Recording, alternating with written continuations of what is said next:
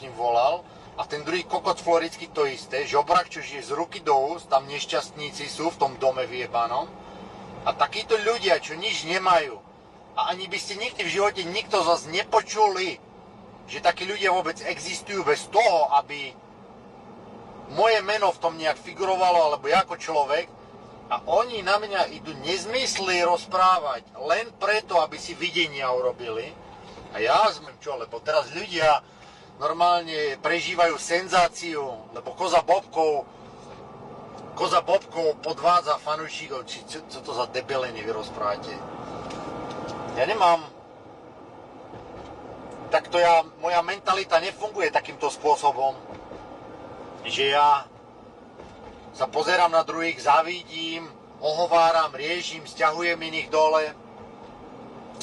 Keď si ľudia nevďační voči mne, no tak ja potom nemám chuť točiť videa. Ja zarobím dvakrát toľko peňazí, keď netočím videa. A ja nezarábam málo. Tak prečo mám potom robiť niečo, čo potom ľudia len okolo proste len na to nadávajú. Garage Snow, rozdávam auta, celá moja idea za tým bola od začiatku dávať vám niečo späť, lebo za tie roky som len chodil všade, pozeráte videa, kupujete merch, všetko, som chcel niečo dať späť ľuďom a zás. Kokoti skurvení. Žebrákom veriť, čo nič nemajú. Jak môžete veriť ľuďom, čo nič nemajú?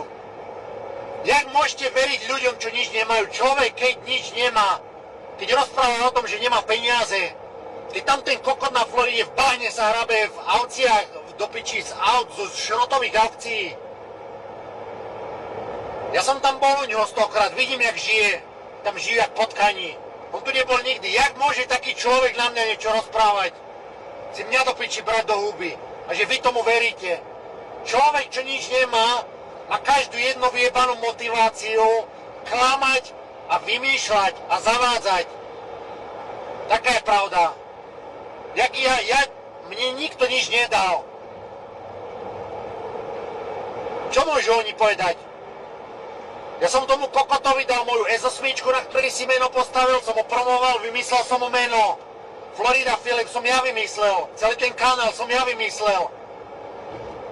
To je to, čo som mu dal ja. Mne nikto nič nedal, všetko som si odrobil. A tak to bolo celý život. A mňa si nebojí nikto brať do huby, do piči. Skurvenci vyjebaní. Ale to mňa nesera, lebo ľudia sú primitívni a nemajú charakter. Čiže to je OK.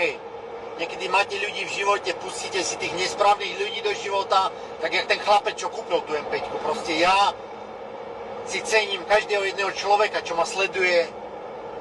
Bohužiaľ, ten chlapec, čo tú M5 kúpil, má IQ asi 60. A ja som to nevedel, keď to auto kupoval.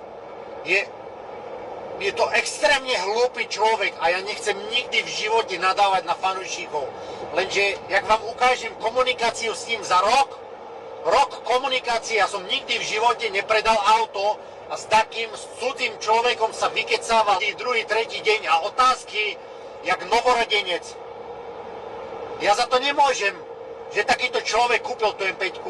Ja nemôžem za to, že na Floride Primitív povedal, zastavame v správach, že on posielal to auto, že to bude trvať 5 týždňov.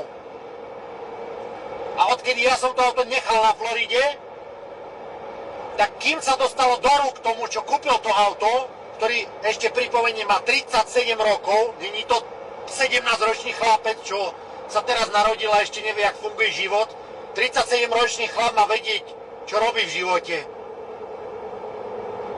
A ten kokot z Floridy, ak to auto poslal, tak 5 mesiacov trvalo, kým sa to auto dostalo tomu do rúk. Nie 5 týždňov, 5 mesiacov presne. Ja som ho nechal na konci septembra a on to auto dostal do rúk 28. februára. A ja som ten shipping nemal na starosti ani nič. Ale ten kokot floridský. A ja mám byť zodpovedný za to, čo sa deje s autom za 5 mesiacov, odkedy som ho nechal ja niekde? Koľko ľudí sedelo v tom aute za 5 mesiacov? Koľko ľudí sedelo v tom aute, jazdilo na ňom, hýbalo s ním, odkedy ja som ho nechal, že tu nejakí nimandi na mňa videa točia. Prečo ja v mojej pozícii som nutený? Ja nie som nutený.